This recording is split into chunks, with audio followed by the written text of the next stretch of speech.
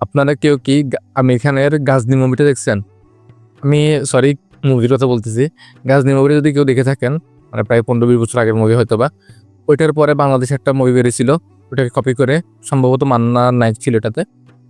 ২ টা যদি কেউ দেখে সে হাসতে, হাসতে মরে যাবে বাংলাটা দেখে। কারণ হচ্ছে 'গাজনির' মধ্যে যে ইমোশনটা সে ফিল করেছে আমির খানে, সেটা মান্না করতে পারে নাই বা পরিচালক তাকে সেটা করাতে পারে নাই তাকে দিয়ে। তো এটা আমি কেন বলতেছি?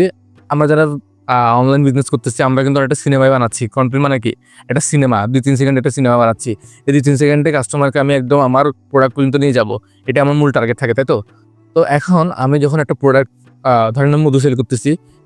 মধুটা এক্সাম্পল দিচ্ছি কারণ মধুটা একটু এভেইলেবল সবাই ইউজ করে। এটাকে সামনে রেখে আপনি নিজের প্রোডাক্ট ভেবে নিয়েন।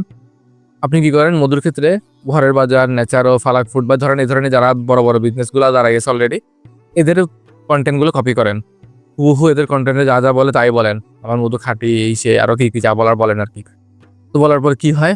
আপনার এড কস্ট বাড়তে থাকে। হ্যাঁ?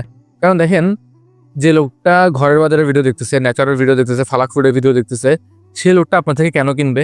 যদি আপনার কথা তার কথার মধ্যে কোনো পার্থক্য না থাকে। তাই না? আপনার কনটেন্টের কথা থেকে শুরু সবকিছু সেম। কিন্তু পারলে স্ক্রিপ্টও সেম বলে ফেলতেছেন। সে কেন আপনার থেকে নিবে আমারে বলেন? ওই আপনারটা কি হবে? ফ্লপ খাবে। এরকম ফ্লপ খাইছে যেটা মান্নারটা ফ্লপ খাইছে বললাম। আমি এখানে মানে মুভি কপি করতে গিয়ে আপনিও সেম নেচারও তারপর ঘরের বাজারে মুভি কপি করতে গিয়ে, কনটেন্ট কপি করতে গিয়ে আপনিও ফ্লপ খাবেন। ঠিক আছে? মনে রাখেন বিজনেস করতে গিয়ে এখন আর ওই টার্গেটিং মার্কেটিং চিন্তা করিয়েন না। ২ টা জিনিস চিন্তা করবেন। একটা হচ্ছে কনটেন্ট। আমি কি লেভেলের কনটেন্ট বানাতে পারি? কনটেন্ট মানে হচ্ছে আপনাকে একদম অনেক প্রিমিয়াম ভিডিও বানাতে হবে না। আমি এখন যেভাবে কথা বলতেছি এটাও একটা কনটেন্ট হতে পারে। এই লেভেলে কথা বললেও সমস্যা নাই। ঠিক আছে? আপনি যদি মানুষকে বুঝাতে পারেন এই লেভেলে কনটেন্ট হলে সমস্যা নাই। আপনি একটা কনটেন্ট বানান যেটাতে এক্সট্রা কিছু থাকবে যেটা অন্য কোনো কম্পিটিটর কোনোদিন বলে নাই। ঠিক আছে? ১ম বিষয়। এটা ভাবতে হবে। এটা একদিনে বের করতে পারবেন না। যদি একদিনে বের করতে পারতেন তাহলে বড়, বড় বিজনেসম্যানরা আড়াই ফেলে দিত মার্কেট। ঠিক আছে? এটা আপনাকে বের করতে হবে ১ম বিষয়। ২য় বিষয় হইতেছে আপনার টার্গেট অডিয়েন্সটা ফিক্সড করতে হবে। টার্গেট অডিয়েন্স বলতে কি বোঝাচ্ছি? ধরেন আপনি সেল করবেন ডাক্তারদের কাছে। তাহলে শুধু ডাক্তারদের যে পেইন পয়েন্ট গুলা সেগুলো বের করেন যে ওদেরকে কি, কি জায়গায় আঘাত করলে ওরা প্রোডাক্টটা কিনতে পারে। কোন, কোন জায়গায় কথা বললে সে প্রোডাক্টটা কিনবে। অথবা ধরেন আপনার অডিয়েন্স হচ্ছে গৃহিণীরা বা চাকরিজীবীরা।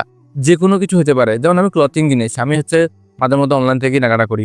আমি শার্ট প্যান্ট কিনতে গেলে আমি আসলে পছন্দ করতে পারি না অনলাইন থেকে। কেন জানেন? সবার কথাগুলো সেম লাগে। কথা বলতে সবাই ভিজুয়াল একই রকম দেখায়।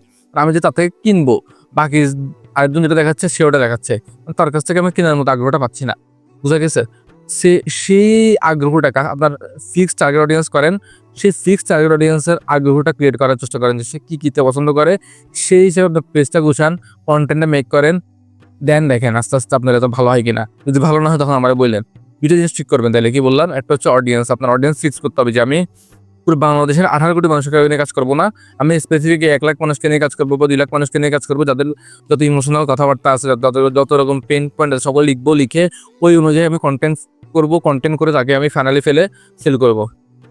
সব সিম্পল হিসাব। মানে এখানে কোনো কঠিন কিছু না। আপনি মালই বেচবেন একটা বাট একটু ঘুরে পেঁচে বেচতে হবে। আপনি আগের মতো জাস্ট দেখেন ১৫ বছর বা ১০ বছর আগের সেই 'গাজনি' মুভিটা কপি করছে মান্না। সে মুভিতে মানুষ হাসাহাসি করছে। তখন মানুষ এত বেশি কনটেন্ট কনজিউম করতো না। এখন ভাই ২০২৬ সালে এসে মানুষ প্রতিদিনই ৫০-৬০ টা কনটেন্ট বা ১০০-২০০ কনটেন্ট কনজিউম করে। সেখানে যদি আপনার ক্রিয়েটিভ তার মানে হুবহু কপি হয়, মানে কোন দুঃখে মানুষ আপনাদের কিনবে? অল্প কিছু যে সেল হচ্ছে আপনার এজন্য শুকরিয়া আদায় করেন। আপনি যে কষ্ট পাইতেছেন, আমার সেল হইতেছে না, ওইটার কষ্ট না পেয়ে মানে আপনার যদি ২-৪ টা সেল হইছে, এজন্য আপনি মানে শুকরিয়া করেন যে আমি এই কনটেন্ট দিয়ে কপি কনটেন্ট দিয়ে সেল করতে পারছি ২-৪ টা। এটাও আলহামদুলিল্লাহ। ঠিক আছে? তো যাদের কোনো প্রবলেম হইতেছে কনটেন্ট নিয়ে বা টার্গেটিং কিভাবে করবেন বা অডিয়েন্সকে কিভাবে সিলেক্ট করবেন বুঝতেছেন না, প্লিজ ইনবক্স করতে পারেন। ভালো থাকবেন। আসসালামু আলাইকুম।